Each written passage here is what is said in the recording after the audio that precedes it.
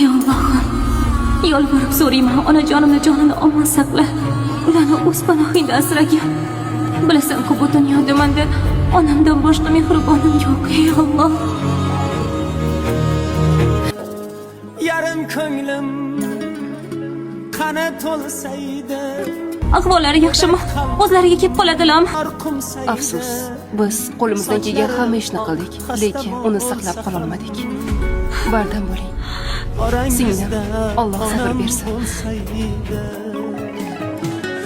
Yarim ko'nglim qana to'lsaydi, go'dak qalbim didor qumsaydi, sochlari oq xasta bo'lsa ham,